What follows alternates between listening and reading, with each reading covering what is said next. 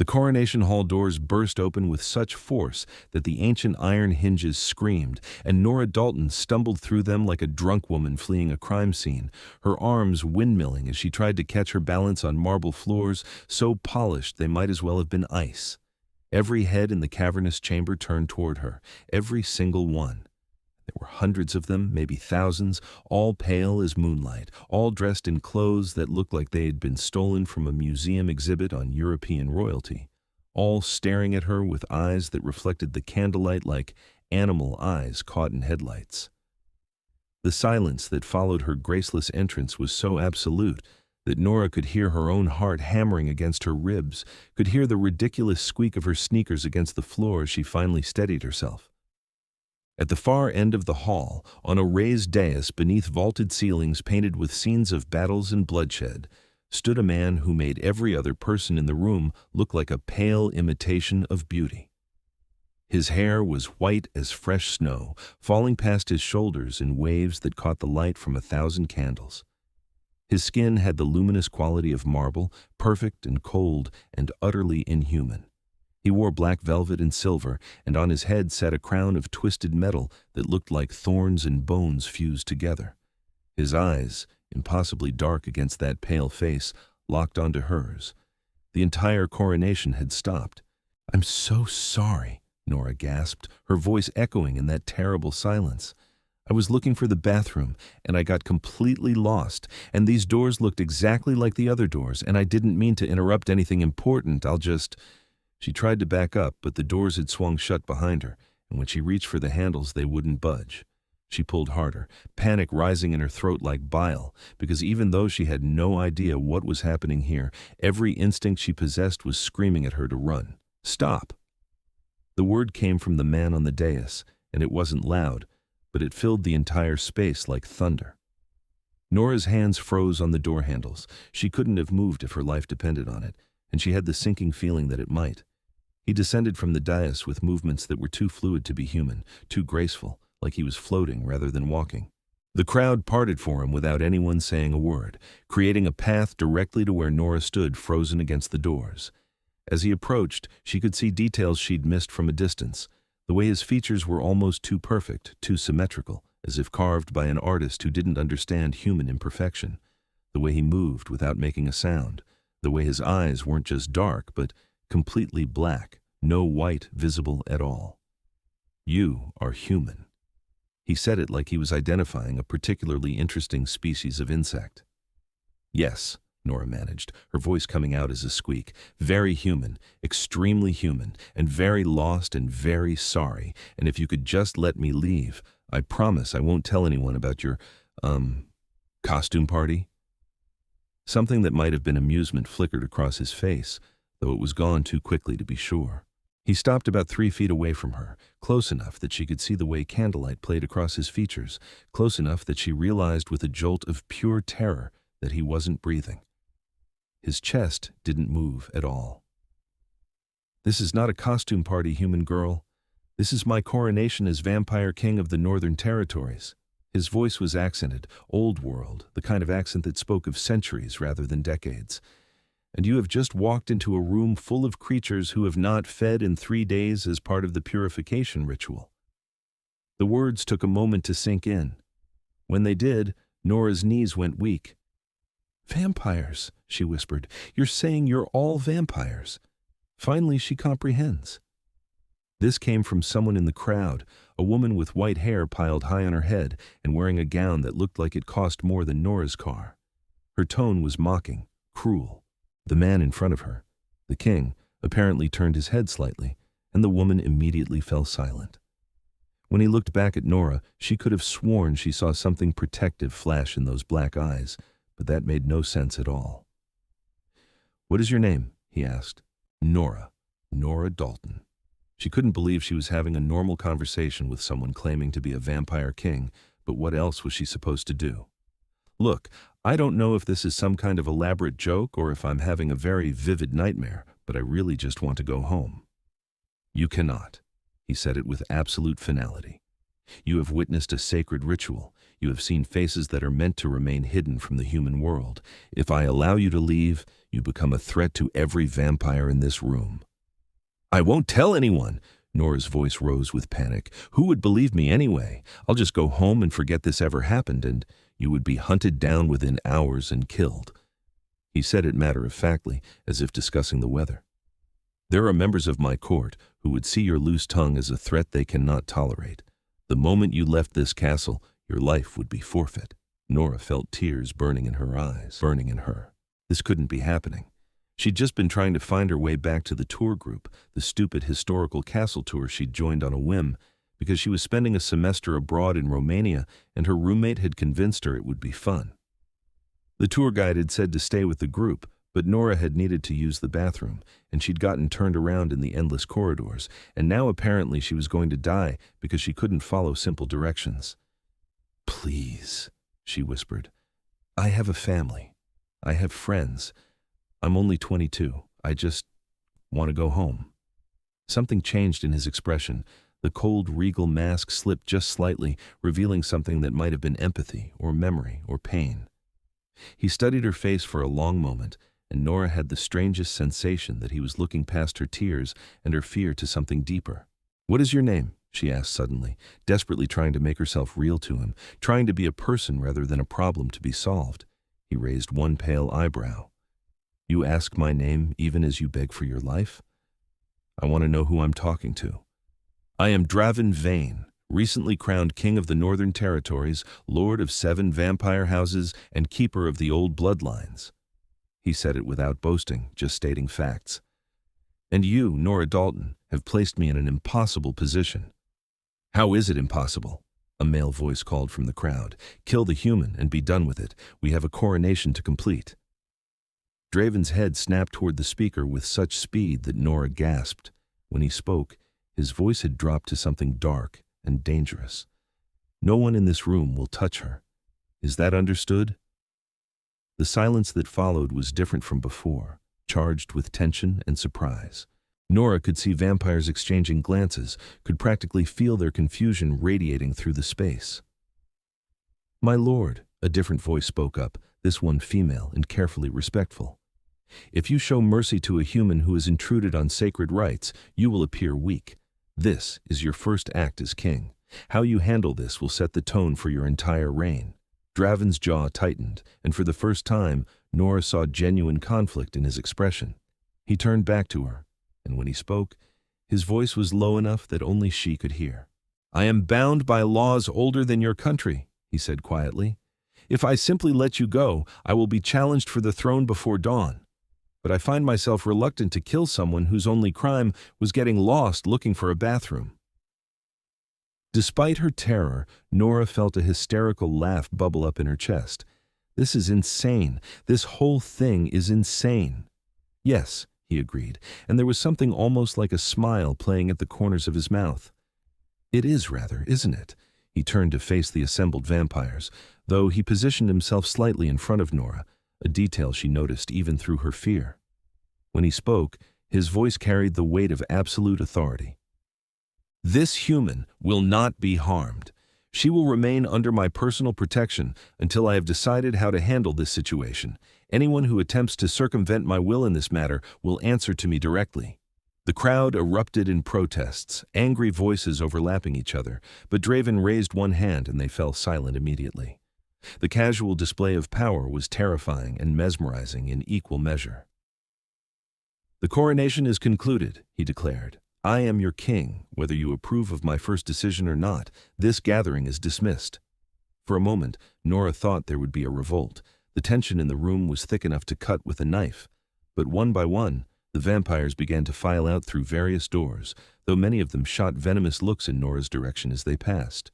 Within minutes, the great hall had emptied until only Nora and Draven remained. The moment they were alone, Draven's shoulders relaxed slightly, and Nora realized he'd been holding himself ready for an attack. He turned to face her fully, and without the crowd watching, he looked less like a terrifying monster and more like a man carrying an enormous burden. "Thank you," Nora said quietly, "for not killing me. Don't thank me yet. I have merely delayed the inevitable while I figure out a solution that won't cost me my throne." He ran one pale hand through his white hair, a gesture so human it made Nora's chest ache. "Come, we should speak somewhere more private.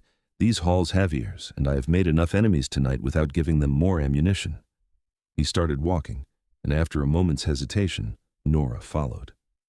What choice did she have?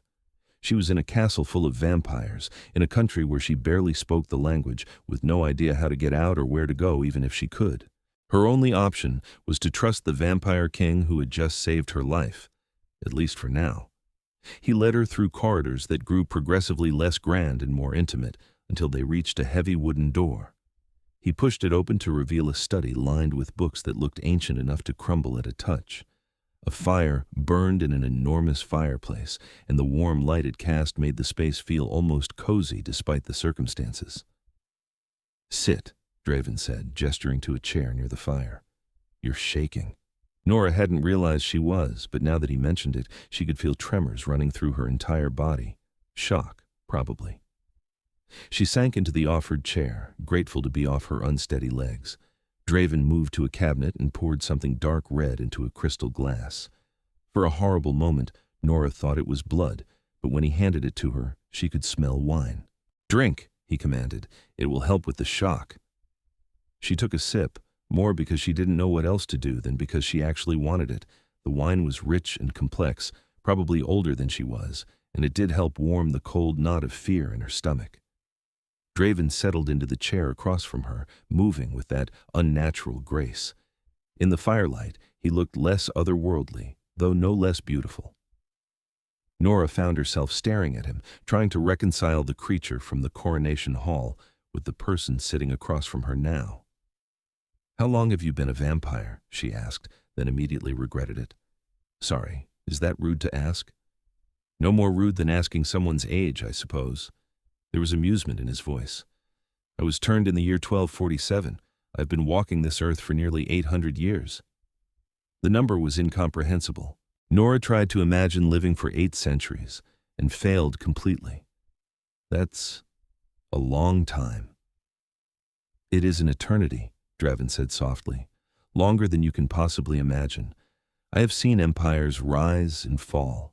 I've watched the world transform in ways that would seem like magic to my younger self. And in all that time, I've never quite grown accustomed to the look of terror that crosses a human's face when they learn what I am." "I'm not terrified," Nora said, then paused. "Okay, I'm a little terrified, but also confused and overwhelmed and still half convinced I'm dreaming." "You are not dreaming." Draven leaned forward, resting his elbows on his knees, his black eyes intent on her face. "I wish I could tell you otherwise, but this is very real. You have stumbled into a world that exists in the shadows of your own, a world of creatures that feed on human blood to survive, that cannot walk in sunlight, that live by rules and traditions you cannot begin to understand." "Then help me understand," Nora said. The wine was making her braver, or maybe just reckless. "Why did you protect me? That woman was right, wasn't she? Showing mercy to a random human makes you look weak." Draven was silent for a long moment, staring into the fire. When he spoke, his voice was distant, as if he was talking more to himself than to her. "When I was human, I had a sister. She was young, barely 16, and she had a habit of wandering off and getting lost in the most inconvenient places. Once, she accidentally walked into a noble's private chambers during a very important meeting. She stood there in her muddy dress, absolutely mortified, apologizing profusely while all these powerful men stared at her." He paused, and something that might have been a smile ghosted across his face. "I was there, as one of the guards, and I watched as the noble had her dragged out and beaten for the intrusion." Nora's breath caught. "That's horrible." "I could do nothing to stop it. I had no power, no authority. I was just a guard, and she was just a peasant girl who had wandered where she shouldn't have." His hands clenched into fists. "She recovered, but I never forgot the helplessness I felt in that moment. And when you stumbled through those doors tonight, looking so terrified and confused, apologizing for getting lost, something in me refused to repeat history." The raw honesty in his words made Nora's throat tight. She set down her wineglass and leaned forward, drawn by an impulse she didn't fully understand. "I'm sorry about your sister," she said softly. "She died of plague 2 years later. I watched her waste away, unable to save her. That was what made me accept the dark gift when it was offered to me. I never wanted to feel powerless again. He met her eyes, and the pain in them was ancient and deep. I have lived for 8 centuries, Nora Dalton, and I have amassed more power than you can imagine. I am king now, lord of thousands, and yet tonight, looking at you, I felt that same helplessness. Because every solution I can imagine either costs you your life or costs me my throne. There has to be another way, Nora said, though she had no idea what it could be. If there is, I cannot see it. Draven stood abruptly and moved to the window, staring out at the night. The laws are clear. Humans who learn of our existence must either be killed or turned. Those are the only options that prevent our exposure. Nora's mind raced. Wait, turned? You mean made into a vampire? Yes, though that solution comes with its own problems. Turning requires the consent of the Council of Elders, a process that can take months. And in the meantime, you would still need to be kept somewhere safe, somewhere my rivals couldn't reach you. He turned to face her, his expression grim. Make no mistake, there are vampires in this castle who would kill you simply to spite me, to test my resolve, to see if I am truly strong enough to be king. This is insane, Nora said again, standing on shaky legs. I'm a college student. I'm studying art history. My biggest problem this morning was deciding whether to get coffee or tea with breakfast. How is this my life now? It isn't fair, Draven agreed. You have done nothing to deserve this. But fairness is a human concept. The vampire world runs on power, tradition, and blood. We are not kind, we are not merciful, and we do not make exceptions.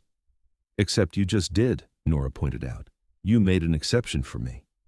And I may very well pay for it with my crown. But he didn't sound regretful, just resigned. They stood there in silence for a moment, the weight of the impossible situation pressing down on both of them. Nora's mind was spinning, trying to process everything, trying to find some angle she was missing, some solution they hadn't considered. What if I stayed? She asked suddenly. Draven's head snapped toward her. What? What if I just stayed here?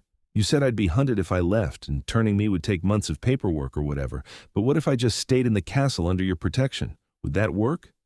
For how long? Draven asked, but she could see he was considering it. You cannot remain here indefinitely. You have a life, a family. They would notice your absence. I'm studying abroad, Nora said, thinking quickly. I'm supposed to be here for another 4 months. My family expects me to be out of contact sometimes, traveling around Europe. I could tell my roommate I decided to do some solo traveling, that I'd be gone for a while. It would buy us time to figure out a real solution. Draven crossed the room in 2 impossibly fast strides, stopping directly in front of her. This close, she could see flecks of silver in his black eyes, could feel the cold radiating from his skin. You would willingly remain in a castle full of vampires who want you dead, living under my protection, just to buy time for a solution that may not exist? He searched her face as if looking for deception. What choice do I have? Nora met his eyes, refusing to look away despite her fear. You said it yourself. If I leave, I die. If I stay, maybe I live. That seems like an easy decision. Something shifted in Draven's expression, a softening around his eyes that made him look less like a monster and more like a man.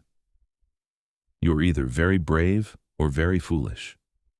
Probably both, Nora admitted, but I'm definitely not ready to die. So if staying here keeps me alive, then that's what I'll do. Draven studied her for a long moment, and then he nodded slowly. Very well. You will remain here as my guest and under my personal protection. I will assign guards to ensure your safety, and you will be given chambers in the royal wing where my rivals will not dare to trespass. Thank you, Nora said, relief flooding through her even as the reality of what she'd just agreed to sank in. She was going to be living with vampires. For months, potentially. The thought should have terrified her, and it did, but it also sent a strange thrill through her that she didn't want to examine too closely. Do not thank me yet, Draven said, echoing his earlier words. This will not be easy. There will be those who see your presence as a personal insult, who will push the boundaries of what I allow. You will need to be careful, to stay vigilant, to trust no one. Not even you?" The question hung in the air between them. Draven's expression was unreadable, but when he spoke, his voice was quiet and sincere. "Especially not me. I am a vampire, Nora Dalton. No matter how civilized I may seem, no matter how much I may wish to protect you, I am still a predator. And you are still prey." The words should have frightened her. Instead, they sent a shiver down her spine that had nothing to do with fear and everything to do with the way he was looking at her, like she was a puzzle he couldn't quite solve, a mystery that captivated him despite himself. "I'll take my chances," Nora said softly. Draven's lips curved into something that was almost a smile. "Then let us hope your courage does not prove to be your downfall." He moved to the door and opened it, revealing two vampires standing guard outside. Both had the same white hair and pale skin as every vampire Nora had seen, but these two were massive, built like soldiers, with eyes that tracked her every movement. "Escort Miss Dalton to the Rose Chamber," Draven commanded. "She is to be treated as an honored guest. Anyone who harms her or attempts to enter her chambers without permission answers to me personally. Spread the word." The guards bowed, their fists pressed to their chests in a gesture of loyalty. "Yes, my lord." Draven turned back to Nora. "Go with them. Rest. Tomorrow we will discuss the details of your stay and what rules you must follow to survive in this place. But tonight, you need sleep. You have had more than enough shocks for one evening." Nora wanted to argue, wanted to ask 1,000 more questions, but exhaustion was crashing over her in waves now that the immediate danger had passed. She nodded and moved toward the door, but paused in the threshold to look back at him. "Draven?" He raised an eyebrow at her informal use of his name, but didn't correct her. "Yes? What happened to her? Your sister, I mean, after the beating." His expression went distant again, lost in memories from 800 years ago. "She survived, as I said. She was resilient, stronger than anyone gave her credit for. The last time I saw her, she was married with children, living a good life. I had already been turned by then, and I watched her from a distance, unable to reveal myself. She died an old woman, surrounded by family, never knowing what had become of her brother." The pain in his voice made Nora's chest ache. "I'm sorry. So am I." He turned away, dismissing her. "Good night, Nora Dalton." "Good night, Your Majesty." She thought she heard him laugh, soft and surprised, as she followed the guards into the corridor. The Rose Chamber turned out to be a suite of rooms so luxurious that Nora felt like she'd stepped into a period drama. The bedroom alone was the size of her entire apartment back home, with a bed that could have slept 6 people comfortably and windows that overlooked grounds she couldn't quite see in the darkness. There was a bathroom with an enormous clawfoot tub, a sitting room with more books than she could read in a year, and a wardrobe filled with clothes that somehow looked exactly her size. The guards positioned themselves outside her door, and despite everything, Nora felt a strange sense of security knowing they were there. She changed into a nightgown she found in the wardrobe, washed her face in water that ran hot from taps that looked like they belonged in a museum, and climbed into the enormous bed. She should have been too terrified to sleep. She should have been planning an escape, or calling for help, or doing anything productive. Instead, she lay in the darkness, thinking about Draven's eyes when he'd talked about his sister, about the way he'd positioned himself between her and the crowd of angry vampires, about the odd feeling of connection she'd felt when they'd stood facing each other in his study. When sleep finally came, she dreamed of white hair and black eyes, and a voice like velvet darkness, promising both danger and safety in equal measure. Morning came too soon, announced by a knock on her door that made Nora jolt awake, momentarily disoriented by her unfamiliar surroundings. For a blissful moment, she thought the previous night had been a dream. Then, she saw the opulent room around her, and reality came crashing back. "Come in," she called, sitting up and pulling the covers around herself. The door opened to reveal a female vampire with white hair braided into an intricate crown and wearing a simple but elegant dress. She carried a tray laden with food that smelled incredible and made Nora's stomach growl embarrassingly loud. "Good morning, Miss Dalton," the vampire said, her voice polite but cool. "I am Celine. I have been assigned as your attendant during your stay. I've brought breakfast and clothing appropriate for the castle." She set the tray on a table near the window and moved to the wardrobe, pulling out a dress that looked like something from a historical drama, all flowing fabric and intricate embroidery. "I appreciate the effort, but I think I'll stick with my own clothes," Nora said, eyeing the dress warily. Selena's expression remained neutral. "His Majesty requests that you dress appropriately for court. Your, unusual attire would draw unnecessary attention and make his protection of you more difficult." Nora looked down at her jeans and t-shirt, which she'd laid out on a chair the night before. They did seem absurdly modern compared to everything she'd seen in the castle. She sighed. "Fine. But if I trip over that dress and embarrass myself, I'm blaming you." Was that amusement flickering in Celine's eyes? It was gone too quickly to be sure. The vampire helped Nora into the dress, which fit perfectly despite the lack of measurements, and did something complicated with her hair that made it look elegant rather than like the mess it usually was. "There," Selene said, stepping back to examine her work. "Much more appropriate." Nora looked at herself in the mirror and barely recognized the person staring back. The dress was a deep green that brought out her eyes, and the style made her look like she belonged in this strange Gothic world. "Eat," Selene commanded, gesturing to the tray. "His Majesty wishes to see you at midday, and you will need your strength." The food was incredible, fresh bread and fruit and cheese and things Nora couldn't identify but tasted amazing. As she ate, Selene moved around the room with efficient grace, tidying things that didn't need tidying. "Can I ask you something?" Nora said between bites. Selene paused. "You may ask. I may not answer." "Fair enough. How do you feel about me being here? Do you think Draven, His Majesty, made the right choice?" For a long moment, Selene didn't respond. Then she turned to face Nora directly, her expression unreadable. "What I think is irrelevant. His Majesty has made his decision, and I am bound to serve him. However, if you are asking whether I believe you are worth the political turmoil your presence has caused," she paused, "I believe His Majesty sees something in you that he has not seen in a very long time. Whether that makes his choice right or wrong remains to be seen." "What does he see?" Nora asked, genuinely curious. "Hope, perhaps? Or possibility? Or simply a reminder that there is more to existence than power and politics?" Selene moved back to the wardrobe, her back to Nora. "He has carried the weight of leadership for centuries. It is a burden that changes a person, that makes them hard and cold and distant. But last night, when he spoke of you to the court, there was something in his voice I have not heard in all my years of service. Passion, maybe, or defiance, something alive." The words made Nora's chest feel tight. "How long have you served him?" 300 years, give or take a decade. I was turned by his sire, making us siblings of a sort in vampire terms. I've watched him rise through the ranks, have seen him scheme and fight and sacrifice to reach the throne, and I have never seen him risk everything for a stranger before." Selene turned back to face her, and now there was definitely emotion in her expression, something fierce and protective.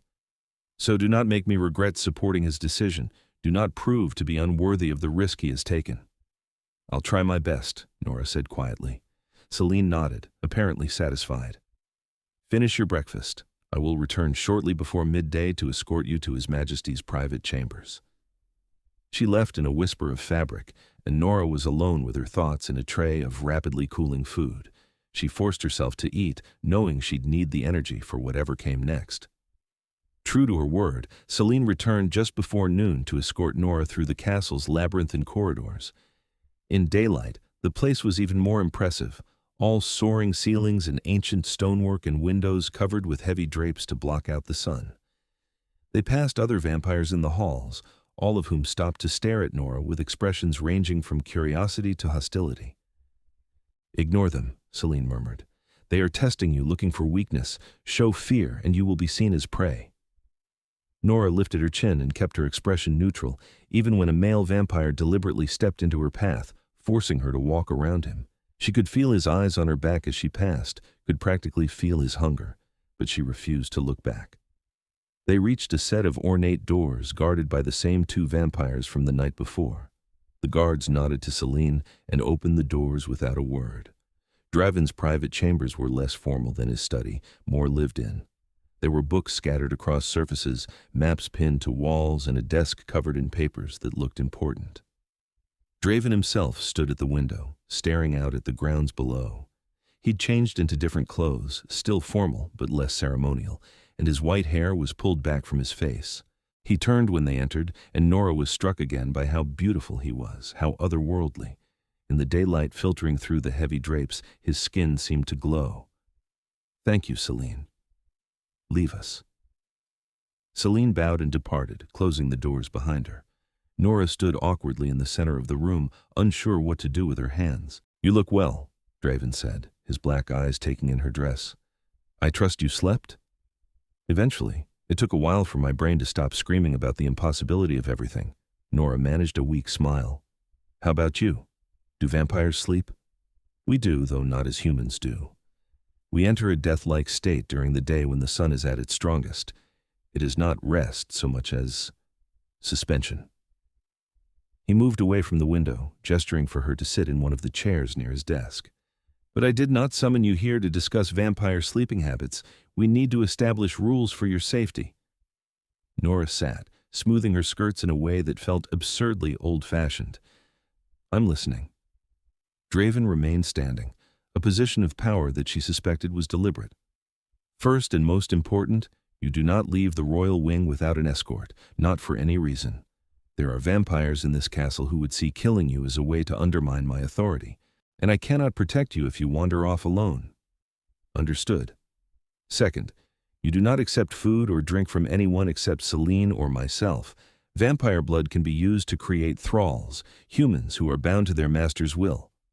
I do not believe anyone would be bold enough to attempt it, but I will not take chances with your autonomy." Nora's stomach turned at the thought. "Noted. No accepting random snacks from vampires. Third, there will be gatherings, political events that I must attend as king. You will accompany me to some of them. When you do, you stay by my side at all times. Do not be drawn into conversation with vampires you do not know. Do not accept any invitations or challenges, and do not reveal anything about yourself that could be used against you." This sounds like living in a spy novel. "It is far more dangerous than any novel." Draven's expression was grave.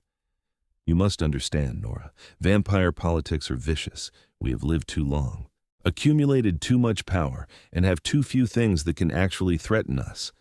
So we turn on each other, playing games of influence and manipulation that can span decades. You are now a piece on that board, whether you wish to be or not. Because I'm under your protection. Because you are the first human in recorded history that a vampire king has publicly protected without turning them or binding them as a thrall. You are an anomaly, and anomalies in vampire society are either crushed or exploited." Nora took a deep breath, trying to steady herself. "Okay. Don't leave without guards. Don't eat strange food. Don't talk to strange vampires. Anything else?" Draven hesitated, and for the first time, he looked almost uncomfortable. "There is one more thing. The nature of our arrangement will be subject to speculation. There will be those who assume I am keeping you as a pet or a future thrall or—" He trailed off. "Or a lover," Nora finished, her cheeks heating. "Yes," Draven's voice was carefully neutral. "I cannot control what others think, and attempting to deny it would only make the rumors worse. I tell you this not to embarrass you, but so that you are prepared for the insinuations and comments that will inevitably come." "Great. So I'm going to be living in a castle full of vampires who think I'm sleeping with their king. This just keeps getting better." Nora stood and paced to the window, needing to move. Outside, she could see vast grounds shrouded in mist, forests in the distance, mountains beyond that, beautiful and isolating in equal measure. She felt Draven move to stand beside her, close enough that she could feel the cold radiating from him. "I am sorry," he said quietly. "This is not the life you chose. If there was any way to send you home safely, I would do it without hesitation." "Would you really?" Nora turned to look at him and found his face closer than she'd expected. "Because Celine said something interesting this morning. She said you see something in me, something that made you willing to risk everything to protect me. What is it, Draven? What do you see when you look at me?" For a long moment, he didn't answer. His black eyes searched her face, and she could see conflict warring in their depths. I see someone who stumbled into hell and refused to cower, he finally said. I see bravery and stubbornness and a spark of life that I had forgotten existed. I have been surrounded by vampires for so long, by creatures who are already dead, who move through eternity without truly living. And then you fell through those doors, so vibrantly alive, so utterly yourself, and something in me that I thought had died centuries ago woke up. His words sent shivers down Nora's spine. She should step back, should put distance between them, but she found herself rooted to the spot. That's a lot of weight to put on a random college student who got lost looking for a bathroom, she said, trying for levity but not quite managing it. I know. Draven's lips curved into a slight smile. Believe me, I am aware of the absurdity. I have ruled territories, commanded armies, outwitted rivals who had centuries of experience on me. And yet I find myself completely undone by a 22-year-old human with terrible navigation skills. Nora laughed despite herself, and the sound seemed to surprise both of them. Are you flirting with me right now? Because if you are, you should know that I have no idea how to flirt with an 800-year-old vampire king. I am not flirting, Draven said, but there was amusement in his voice now. I am simply being honest. It is refreshing after so many years of political doublespeak and careful lies. Well then, honestly, I think you're slightly crazy for protecting me, but I'm grateful, and I promise I'll do my best not to get myself killed and make your sacrifice meaningless. See that you do. He stepped back, breaking the strange intimacy of the moment. Selene will show you the library and the gardens. Both are safe spaces where you may go without guards, though I would still recommend caution. And tonight, there is a dinner with several of the noble houses. You will attend with me. A dinner with vampires. Nora tried not to panic. Will there be actual food, or am I going to be watching everyone drink blood while I awkwardly eat a salad? There will be food for you, though the vampires will indeed be served blood. It is considered a delicacy in our culture, presented much as wine would be at a human gathering. He must have seen her expression, because he added, I know it disturbs you, but this is our world, Nora. If you are to survive here, you must grow accustomed to our ways. Right, blood wine. I'll add that to the list of things I never thought I'd have to deal with. Nora moved toward the door, needing space to process everything. Thank you for the rules. I'll do my best to follow them. Nora. She paused at the sound of her name in his voice. If you need anything at all, send for me. Day or night. I meant what I said about your protection. While you are under my roof, you are my responsibility. I do not take that lightly. The sincerity in his words made her throat tight. She nodded, not trusting herself to speak, and fled before she could do something stupid like cry or throw herself into the arms of a vampire king who was only protecting her out of some sense of obligation tied to his long-dead sister. Selene was waiting outside, her expression knowing. How did it go? He gave me the rules for not dying, so that's good. Nora tried to collect herself. He said you could show me the library? This way. The library turned out to be the most beautiful room Nora had ever seen. 3 stories of books connected by spiral staircases, with windows that would have flooded the space with light if they weren't covered by the same heavy drapes as everywhere else. She wandered the shelves in awe, finding books in languages she couldn't read, volumes that looked older than some countries. His Majesty collected most of these himself over the centuries, Selene said. He has always valued knowledge. In his mortal life, he was a scholar, or so I am told. The warrior came later, born of necessity. Nora pulled down a book and carefully opened it, finding illuminated pages that made her heart ache with their beauty. This must be worth a fortune. Most things in this castle are. Vampires accumulate wealth over time, whether we wish to or not. When you live for centuries, investments compound. Selene moved to one of the windows and adjusted the drapes slightly, letting in a shaft of pale light that didn't quite reach where they stood. You handled the rules well. Many humans would have panicked. Oh, I'm panicking on the inside, trust me. I'm just good at hiding it. Nora carefully replaced the book and turned to face Selene. Can I ask you something personal? You may ask. Do you regret being turned? If you could go back and choose to remain human, To live a normal lifespan and die, would you? Celine's expression went distant. I was dying when I was turned. Plague, the same as Draven's sister though, in a different century. I was 17, delirious with fever, certain I was already dead, and then someone offered me eternity. In that moment, I would have agreed to anything to escape the pain. She paused. Now, 300 years later, the answer is more complicated. I have seen wonders I never could have imagined as a human. I've read books, traveled the world, learned skills that take decades to master. But I've also watched everyone I ever knew turn to dust. I cannot walk in sunlight.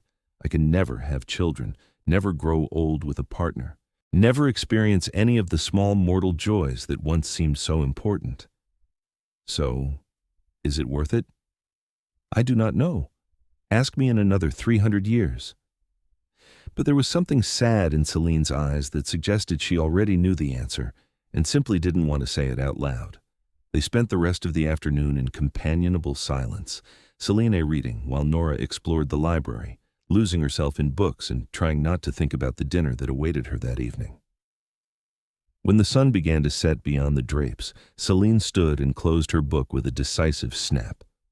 Time to prepare you for dinner. This will require more effort than this morning's dress. She wasn't kidding. The gown Celine selected was deep crimson, the color of blood, with a neckline that Nora considered borderline scandalous.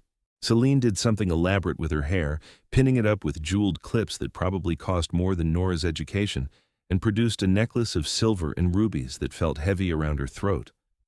I look like I'm going to a ball, not a dinner, Nora protested, staring at herself in the mirror.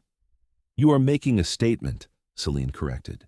You are showing them that you are not intimidated, that you belong here, that you are under the protection of the king and will not be cowed. Appearance matters in vampire society. It is armor as much as any blade. When Celine finally deemed her ready, she escorted Nora back to Draven's chambers. He was waiting, dressed in black and silver that made him look even more regal and otherworldly than usual. When he saw Nora, something flashed in his black eyes, something hot and hungry that made her pulse quicken. You look stunning, he said, his voice low. Celine's doing, not mine. I would have been happy with jeans. But Nora couldn't help the flush that rose to her cheeks at the compliment. Draven offered her his arm, a gesture that seemed to come from centuries of habit. Stay close to me tonight. Do not let yourself be drawn away from my side no matter what anyone says or offers. These are the noble houses, the power brokers of vampire society. They will test you, looking for weakness. Show none. No pressure or anything, Nora muttered, but she took his arm, feeling the cold of his skin even through the fabric of his sleeve. They walked through the castle together, and Nora was hyper-aware of every eye that followed them, every whispered conversation that stopped when they passed. By the time they reached the dining hall, her heart was racing with anxiety. The hall was smaller than the coronation chamber, but no less grand, with a long table set with silver and crystal that gleamed in candlelight. Vampires were already seated, perhaps 20 of them, all dressed in finery that would have looked at home in a period film. Every single one of them turned to stare when Draven and Nora entered. Draven led her to the head of the table, where 2 chairs sat elevated slightly above the others. He held one out for her before taking his own seat. The message was clear. She was at his side, in a position of honor, under his direct protection. My lords and ladies, Draven said, his voice carrying easily through the space. Thank you for joining me this evening. As you know, we have a guest staying with us. Miss Nora Dalton is under my personal protection, and I expect her to be treated with the same respect you would show me. A male vampire halfway down the table spoke up, his voice smooth as silk and twice as dangerous. Forgive my curiosity, Your Majesty, but it is unusual for a human to be granted such status. Might we inquire as to the nature of your relationship with Miss Dalton?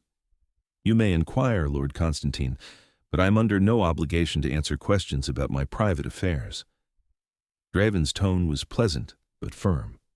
Suffice it to say that Miss Dalton will be residing in the castle for the foreseeable future, and anyone who causes her harm will answer to me personally. Constantine smiled, showing fangs. Of course, Your Majesty. No offense was intended. We are simply curious about the human who has so captivated our king. Nora felt Draven tense beside her, but his expression remained neutral. Shall we eat? I'm sure our guest is hungry, even if the rest of us are not. Servants appeared, vampire and human both, carrying platters of food for Nora and crystal decanters of dark red liquid for everyone else. Nora tried not to stare as the vampires poured blood into their glasses like it was fine wine, tried not to think about where it had come from or how it had been obtained. The vampire seated to her left, a woman with white hair piled in elaborate curls, leaned toward her with a smile that didn't reach her eyes. You must tell us, Miss Dalton. How does a human find herself wandering into a vampire coronation? Such terrible luck. Her tone suggested she didn't think it was luck at all. I got lost, Nora said simply, taking a bite of food that tasted like ash in her mouth despite its obvious quality. Wrong door, wrong time. And His Majesty simply decided to spare you out of the goodness of his heart? How romantic. The vampire's smile widened. Though I wonder how long such romance will last when the novelty wears off. Lady Astrid, that is enough. Draven's voice cut through the conversation like a blade. If you have something to say it to me directly rather than veiling it in false pleasantries. Astrid's smile vanished, replaced by cold calculation. Very well, Your Majesty. I simply wonder if your protection of this human is wise. Already there are whispers, doubts about your judgment. Some say you have gone soft, that you value the life of one insignificant mortal over the traditions that have governed our kind for millennia. Then, those who whisper are fools. Draven set down his glass with enough force that it rang against the table. I am king. I make the laws. And I say that this human is under my protection. Anyone who disagrees is welcome to challenge me for the throne. I will gladly demonstrate that I have not gone soft. The silence that followed was absolute. Nora could feel the tension crackling through the air, could see vampires exchanging glances, weighing and measuring. Finally, Constantine spoke. No one questions your strength, Your Majesty. But surely you can understand our concern. You risk much for someone you have known less than a day. It makes us wonder about your priorities. My priorities are clear. Draven stood, and everyone at the table immediately went still, predator instincts recognizing a greater threat. I am king. I will rule as I see fit, and I will protect those who I deem worthy of protection. If that makes some of you uncomfortable, then perhaps you should consider whether you truly wish to serve in my court. He offered his hand to Nora. Come, I find I've lost my appetite for this dinner. Nora took his hand and stood on shaky legs, letting him lead her from the dining hall while every vampire watched them leave. The moment they were in the corridor, she let out a breath she hadn't realized she'd been holding. I'm sorry, she said. I made things worse for you. You did nothing wrong. They were testing us both, looking for weakness, for cracks in our alliance. Draven kept walking, pulling her along with him. I knew it would be difficult, but I underestimated how bold they would be. That woman, Astrid, she really hates me. She hates what you represent, change, disruption of the established order. Astrid has been angling for a position of greater power for decades, and your presence threatens that. They reached his chambers, and he pulled her inside, closing the door firmly behind them. Are you all right? I'm fine. Freaked out, but fine. Nora sank into one of his chairs, suddenly exhausted. Is it always going to be like that? Everyone staring and making snide comments and questioning your judgment? For a while, yes, until they accept that you are here to stay, or until something more interesting captures their attention. Draven moved to pour himself a glass of blood from a decanter on his desk, and Nora looked away. I'm sorry you had to endure that. You keep apologizing, but none of this is your fault. I'm the one who walked through the wrong door. Nora kicked off her shoes, which had been pinching her feet for hours. Though I have to ask, that thing with Lord Constantine, was he seriously considering challenging you for the throne right there at dinner? Constantine is always considering challenges. He is ambitious and ruthless, and he sees my protection of you as a potential weakness to exploit. Draven drained his glass and set it aside. But he is also not foolish. He knows that challenging me now, when I am newly crowned and looking to establish my authority, would likely end with his death. Comforting. Nora leaned her head back against the chair, staring at the ceiling. This is my life now. political vampire drama, and people who want me dead just for existing in the wrong place. If it becomes too much, if you wish to leave despite the danger, I will do everything in my power to help you escape safely." Draven's voice was soft, sincere. Nora turned her head to look at him. He was standing by the window again, silhouetted against the darkness outside, looking like something out of a dark fairy tale. Beautiful and dangerous and impossibly lonely. "I'm not going anywhere," she said. "I meant what I said. I'm staying until we figure this out." "Why?" The question seemed pulled from him against his will. "You could run, could try your luck. Why stay in a place where you are surrounded by creatures who want to kill you?" "Because one of those creatures is protecting me. And I think maybe he needs protecting too, even if he won't admit it." Nora stood and crossed the room to stand beside him. "You've been alone for a long time, haven't you? Surrounded by people, but still alone." Draven's jaw tightened. "Loneliness is the price of power. I accepted that long ago." "That doesn't make it right." She reached out carefully, giving him time to pull away, and touched his hand. His skin was cold as marble, but he didn't flinch from the contact. "Thank you for defending me tonight, for standing up to them." "I will always defend you," Draven said, and there was something fierce in his voice, something that made Nora's breath catch.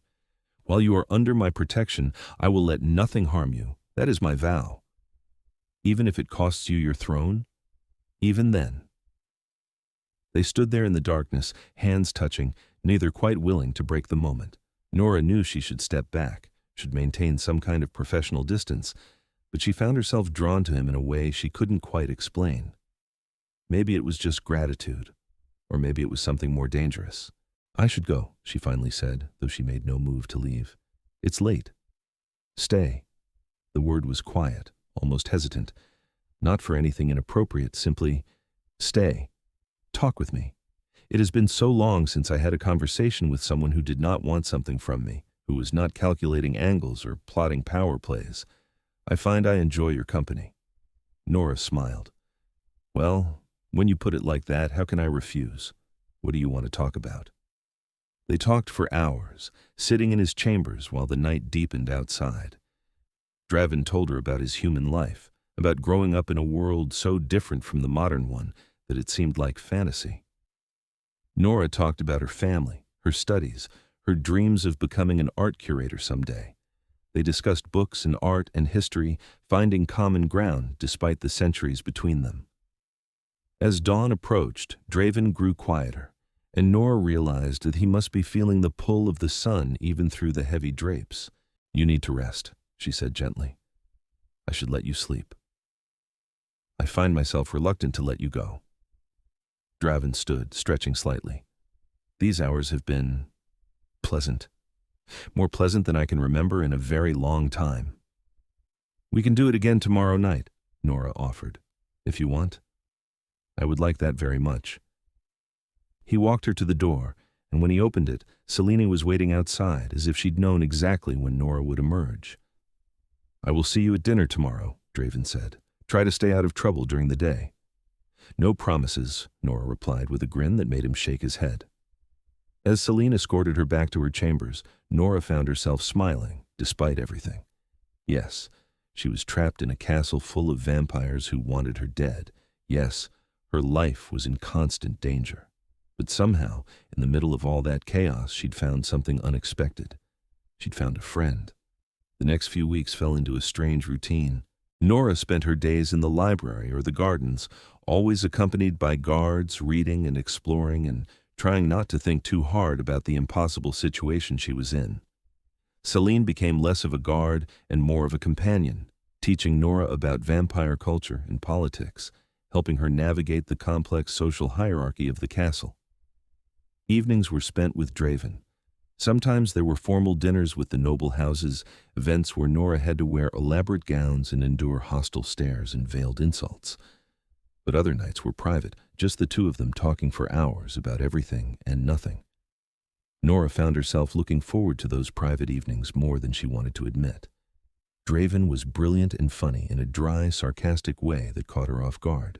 He remembered details from their previous conversations, asked thoughtful questions about her life, and listened when she talked like she was saying something important rather than just filling silence. And slowly, carefully, something began to shift between them. Conversations grew more personal, more intimate. Glances lingered a little too long. When Draven offered his arm at formal events, Nora found herself leaning closer than strictly necessary, and he never pulled away. She knew it was dangerous. She knew she should maintain distance, should remember that he was a vampire king, and she was a human who would be gone in a few months. But every time she resolved to be more careful, he would smile at something she said, or share a memory from his past, or look at her with those impossibly dark eyes, and all her resolutions crumbled.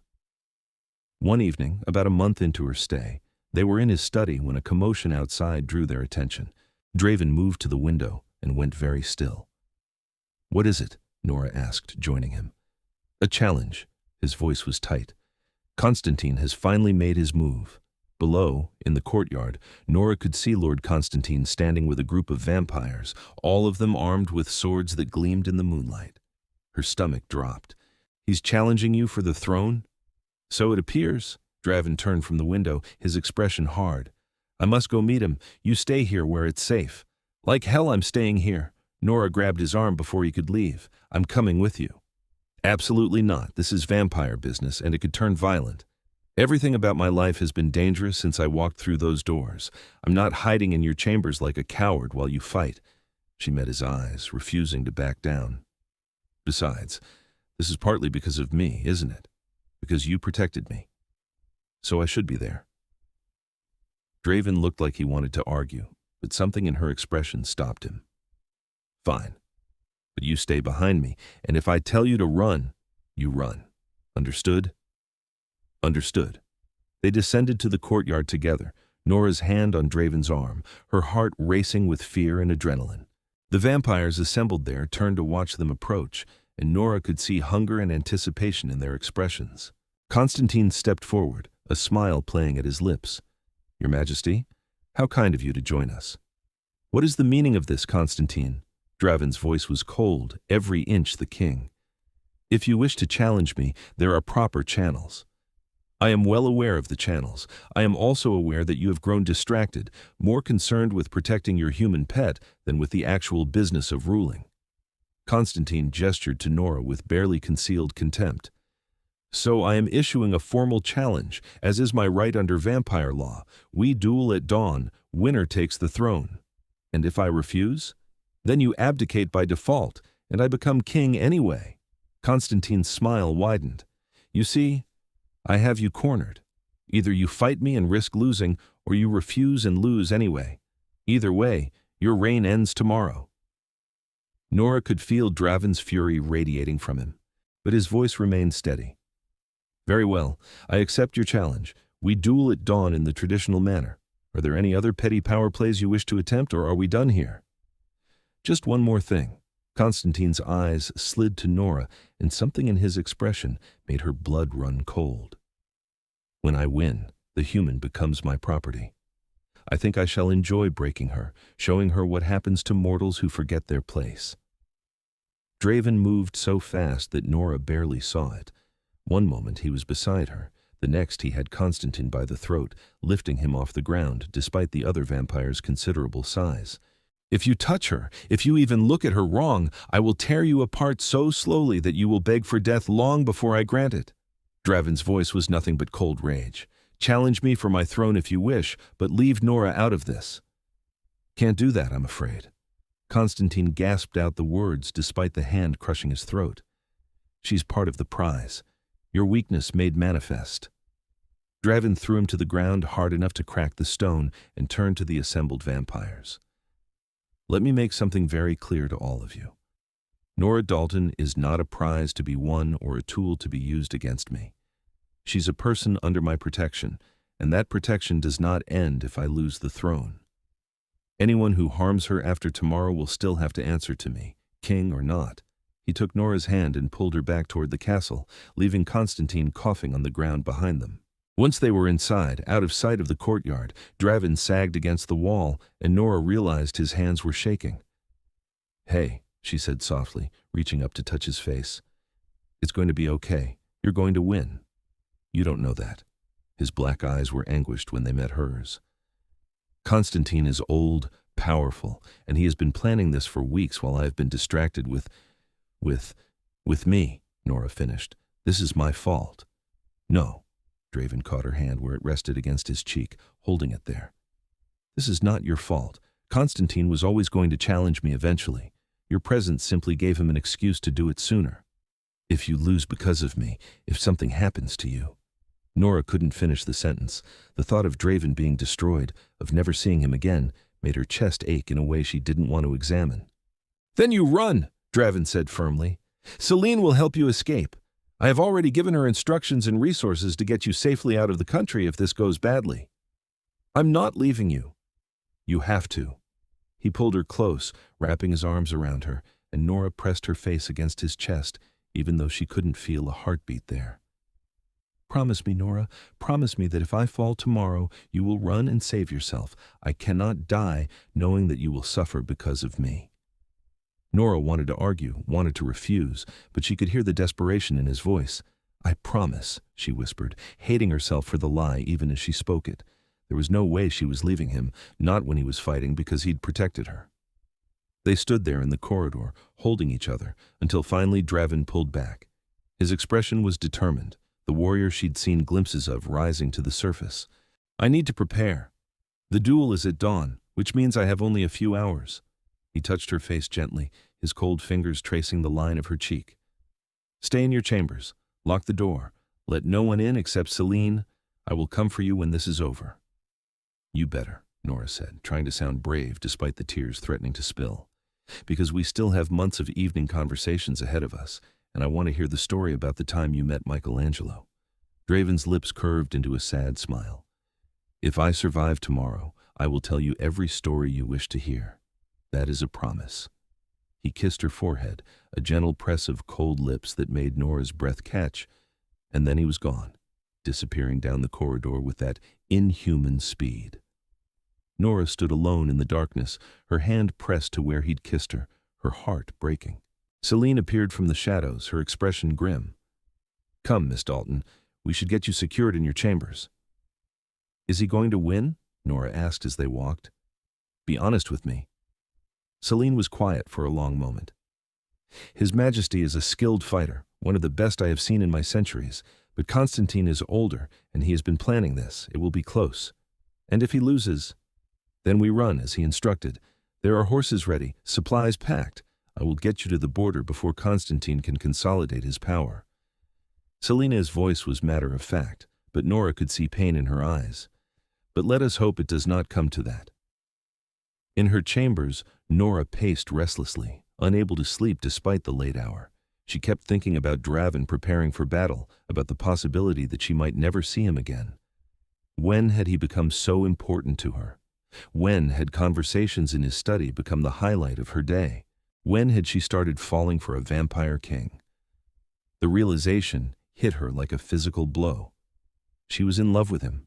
Somewhere between the coronation and tonight, between political dinners and late-night conversations, she had fallen completely and hopelessly in love with Draven Vayne, and tomorrow he might die because he'd protected her.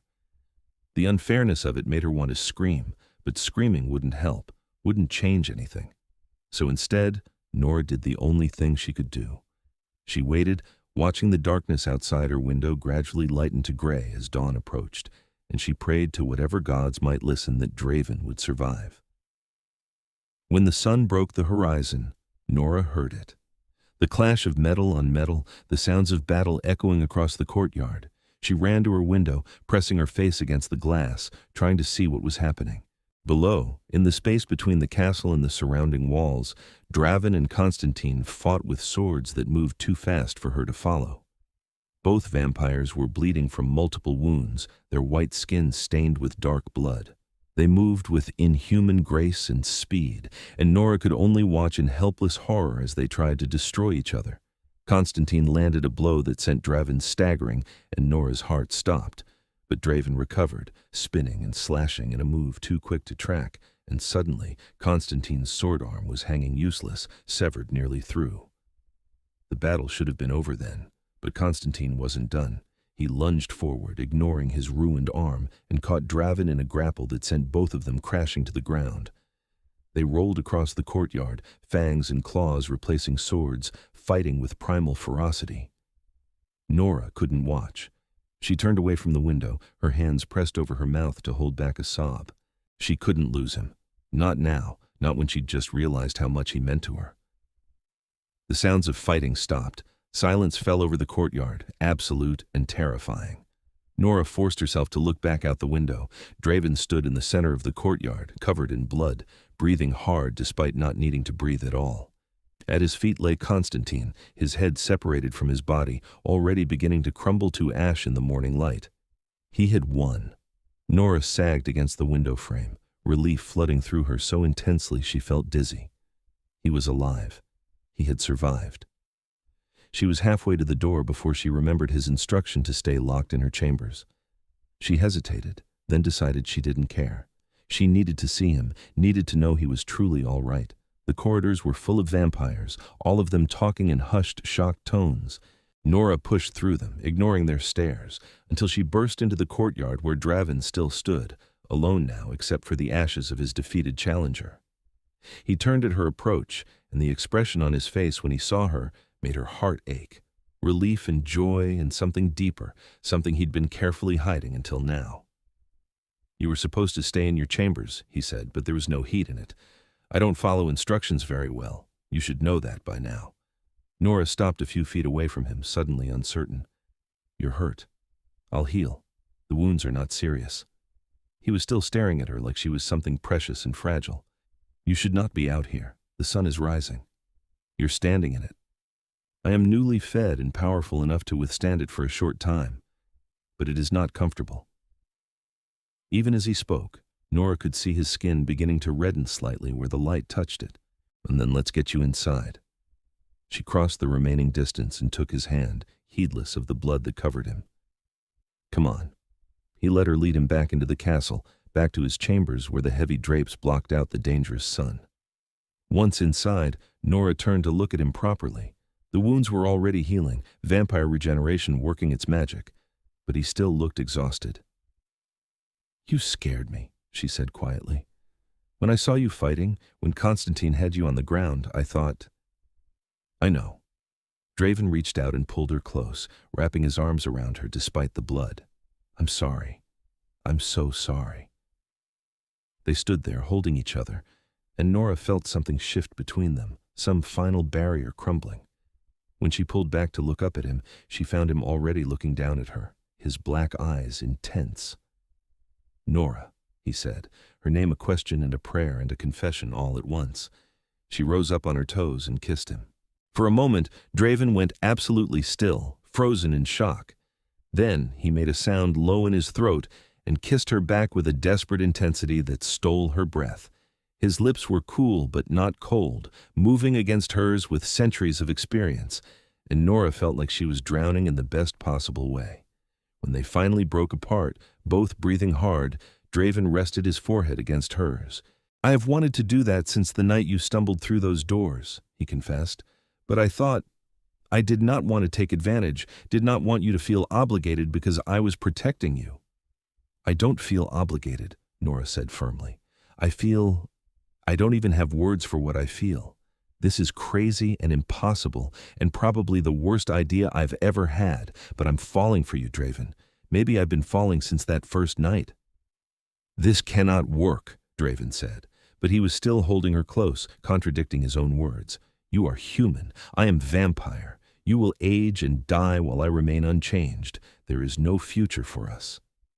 Then we'll make the most of the present." Nora cupped his face in her hands, making him look at her. "I know all the reasons this is impossible. I know I should be sensible and keep my distance, but I'm tired of being sensible. For once in my life, I want to do something reckless and ridiculous and completely impractical." Loving a vampire king certainly qualifies as all of those things. But Draven was smiling now, a real smile that transformed his entire face. "You are extraordinary, Nora Dalton. You know that, don't you?" "I'm really not. I'm just a girl who got lost looking for a bathroom." But she was smiling too, giddy with relief and joy and the simple pleasure of being in his arms. You are so much more than that. Draven kissed her again, softer this time, tender. And if you truly wish this, if you want to try despite all the impossibilities, then I am yours for as long as you will have me. That might be a very long time, Nora warned. I certainly hope so. Over the following weeks, everything changed. Draven's victory over Constantine had solidified his position as king, and with that security came freedom. He no longer had to maintain the cold, distant persona he'd worn for so long. Around Nora, he was warm and affectionate, stealing kisses in corridors, pulling her into his lap during private dinners, looking at her like she was the most precious thing in his world. The noble houses adjusted to the new reality. Nora was no longer just a protected human. She was the king's lover, and that came with its own kind of power. Vampires who had been openly hostile became carefully polite. Invitations to social events specified that Miss Dalton's presence was requested alongside His Majesty. Celine became not just a guard, but a friend, teaching Nora the intricacies of vampire politics and occasionally making dry comments about how sickeningly in love Draven was. Nora met other vampires who were genuinely kind, who welcomed her into their strange world with curiosity rather than hostility. But as the weeks turned into months, Nora became increasingly aware that their time together was limited. Her semester abroad was ending. Soon she would need to return home, to her normal life, to a world where vampires were fiction and romance with immortal beings was impossible. The thought of leaving made her physically ill. She tried not to think about it, tried to focus on the present, on the nights spent in Draven's arms, on the conversations that still lasted until dawn, on the way he looked at her like she was his entire world. But the future loomed, inevitable and inescapable. One evening, about 3 months into her stay, Draven found her in the library, staring at a calendar with tears streaming down her face. "What's wrong?" He was beside her immediately, pulling her into his arms. "I have to leave in 2 weeks, Nora said, the words choking her. "My semester is over. I'm supposed to go home." Draven went very still. "I see. I don't want to go. I want to stay here with you." She pulled back to look at him. "But I can't just disappear. My family would worry, would come looking for me, and I can't tell them the truth because they'd think I was insane." "I know." Draven's voice was heavy with pain.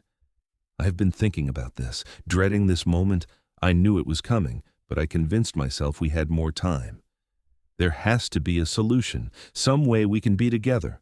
Nora was grasping at straws, desperate. "What if I finished school and came back? What if I turned you?" The words hung in the air between them. Nora's breath caught. "You would do that? Turn me into a vampire? If it meant we could be together forever? Yes?" Draven's hands were shaking as he held her. "I know what I said before, about there being no future for us, but I cannot imagine my existence without you in it, Nora. These months with you have been the happiest I have had in centuries. You make me feel alive again, make me remember what it is to love and be loved. I do not want to lose that. But turning me, that's a huge decision. I would never see my family again, never walk in sunlight, never grow old." Nora's mind was racing, weighing the costs. "I would never pressure you," Draven said quickly. "This has to be your choice, freely made. And if you choose to return to your human life, I will understand. I will help you leave safely, will ensure you are protected, and I will treasure the time we had together." Nora thought about her life before the castle. Her studies, her friends, her family, all of it felt distant now, like a dream from someone else's life. And when she tried to imagine going back to it, tried to picture herself in classes and coffee shops and normal human existence, all she felt was emptiness, because Draven wouldn't be there. "How does it work?" she asked. "The turning? I would drain you nearly to death, then feed you my blood. You would die as a human and wake as a vampire. The process is painful and dangerous, and there's a small chance it could fail, that you could simply die rather than turning." He was being brutally honest, and she loved him for it. You would need to feed on human blood to survive, would need to learn to navigate this world as one of its creatures rather than a visitor. It would change everything about your life. But I would be with you? Yes. For eternity, if you wished it. Nora closed her eyes, thinking. It was an insane choice. She was 22 years old, barely started with her life, and she was contemplating giving up her humanity for a vampire she'd known for 3 months. But those 3 months had been more vivid, more real, more full of love and life than the 22 years before them. Draven had awakened something in her, had shown her a world of beauty and danger and possibility she'd never imagined. And more than that, he'd seen her, really seen her, in a way no one else ever had. She loved him. She was in love with him, and the thought of living without him was unbearable. "Okay," she said, opening her eyes to meet his shocked gaze. "I want you to turn me." "Nora, you need to think about this. Take time to—" "I have thought about it. I've been thinking about it for weeks, ever since I realized I was falling for you." She took his hands, holding them tight. "I don't want to go back to my old life. I don't want to age and die while you go on without me. I want to stay here, with you, learning about this world, being part of your life. I want forever with you, Draven." "You would give up everything?" His voice was awed, disbelieving. "Your family, your dreams, your humanity?" "I'm not giving up my dreams. I'm changing them, and my family." Nora felt tears prick her eyes. "I'll miss them, but I would miss you more. And I'm choosing you." Draven pulled her close and kissed her with a desperation that bordered on reverence. When he pulled back, there were tears on his face, impossible for a vampire, but there nonetheless. "I do not deserve you," he whispered, "but I will spend eternity trying to be worthy of this choice." "You already are." Nora smiled through her own tears. "So when do we do this? When do you turn me?" "Not yet. First, you need to say goodbye to your family, even if you cannot tell them the whole truth. You need to close out your human life properly. And you need to be absolutely certain, without any doubts, that this is what you want." Draven stroked her hair gently. "Turning is permanent. There is no going back once it is done." "I know, and I'm certain." Over the next 2 weeks, Nora made her preparations. She video-called her family, telling them she'd fallen in love and was staying in Europe indefinitely. They were concerned but supportive, made her promise to visit soon, to stay in touch. She lied with a smile on her face and guilt in her heart, knowing she would never see them again as she was now. She wrote letters, saying things she couldn't say in person, telling them she loved them and that she was happy. She arranged for her belongings to be shipped to the castle, the official story being that she was working as a curator's assistant at a private collection. Celine helped her navigate the practicalities, understanding in a way only another turned vampire could be. Finally, the night came. Nora stood in Draven's chambers, dressed in white, feeling oddly like a bride. In a way, she supposed she was. She was giving herself to him completely, trusting him with her life and her death and everything that came after. "Are you ready?" Draven asked, and she could hear the fear in his voice. Fear that he would hurt her, that the turning would fail, that she would regret this choice. "I'm ready," Nora said, and she meant it. He kissed her tenderly, a goodbye to the human she was, and then he struck. The pain was indescribable. Draven's fangs in her throat, her blood flowing out of her in a rush that left her dizzy and weak. She could feel herself dying, feel her heart struggling to pump blood that was no longer there. The world went gray, then dark, and she thought, this is it. This is the end. Then cold liquid touched her lips, bitter and metallic, and instinct made her swallow. Draven's blood flowed into her, and where it touched, she burned. Fire in her veins, agony in every cell, death and rebirth happening simultaneously. She screamed, or thought she did. Time lost meaning. There was only pain and darkness and a sense of something fundamental changing at the core of her being. And then, suddenly, it stopped.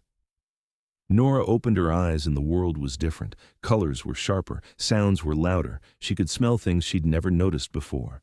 And she was cold, so cold. But it didn't bother her. It felt right.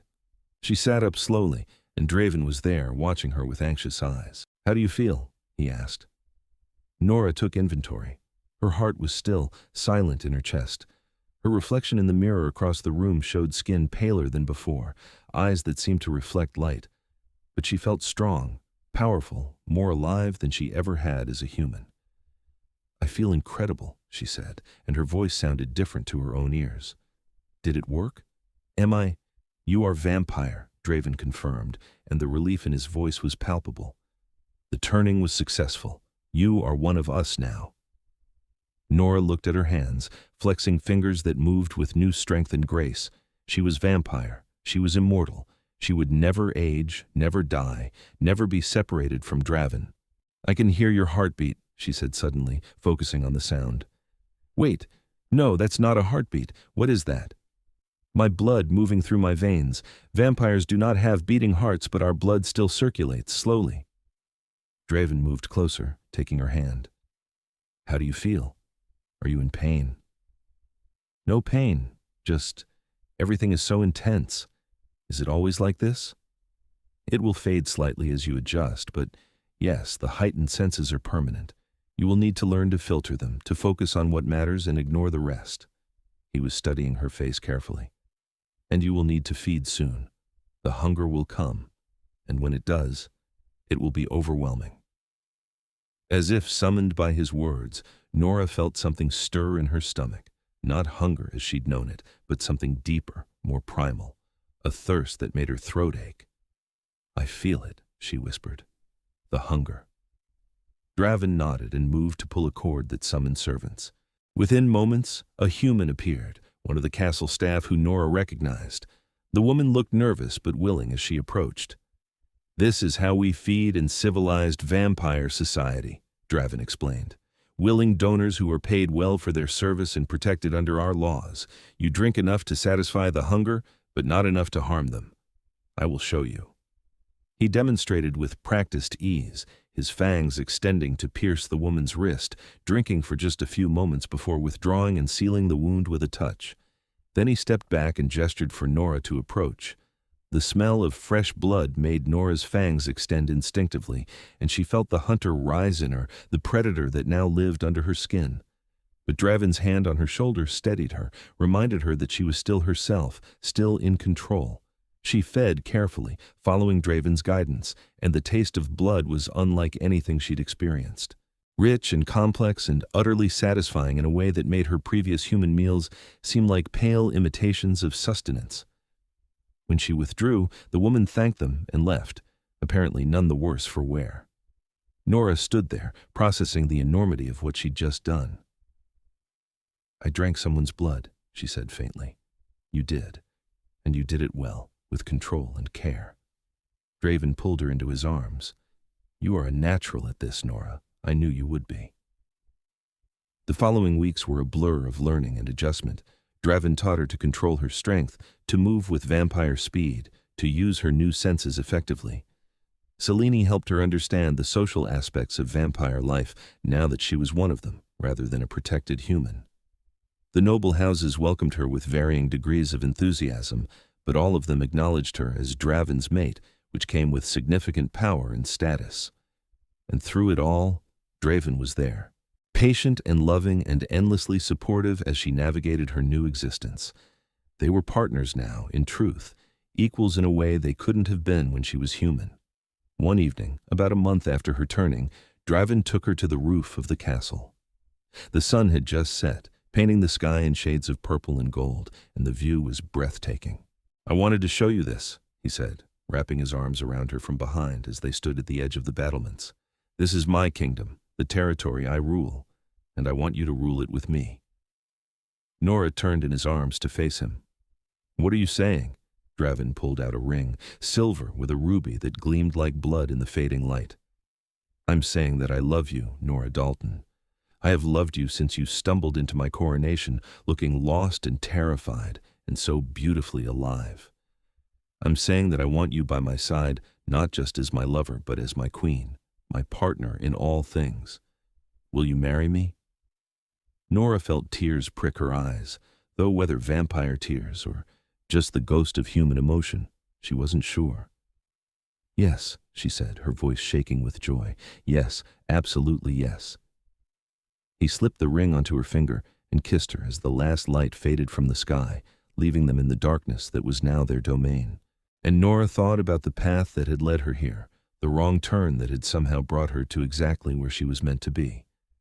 She had stumbled into a coronation and found a king. She had walked through the wrong doors and found her home. She had been lost, and now she was found. and she would spend eternity grateful for that one moment of terrible navigation skills that had changed everything. The wedding was held a month later, a grand affair that brought vampire nobles from territories around the world. Nora wore white, her pale skin and hair now matching the vampire aesthetic perfectly, and when Draven took her hand and pledged eternity to her, she knew she had made the right choice. They ruled together, the vampire king and his queen, beloved by their people and feared by their enemies. And in the quiet moments between the politics and the power plays, they would steal away to his chambers or the library or the gardens, and they would talk for hours just like they had in those early days. Nora never regretted her choice. She missed her family sometimes, with an ache that would probably never completely fade, but she had found a new family among the vampires. Selene became like a sister to her. The noble houses, once hostile, became allies and friends. And Draven was everything she could have asked for in a partner, loving and protective and endlessly fascinating. Years passed, then decades. Nora watched the world change from her castle, watched technology advance and human society evolve. She and Draven traveled when they could, exploring the world together, making memories that would last for eternity. And sometimes, when she was alone in the library reading, Nora would think about that scared college student who had gotten lost looking for a bathroom. She would remember the terror of stumbling into a room full of vampires, the certainty that she was going to die. She had been so wrong. She hadn't died that night. She had been reborn. She had found love and purpose and a life beyond anything she could have imagined, all because she had walked through the wrong doors.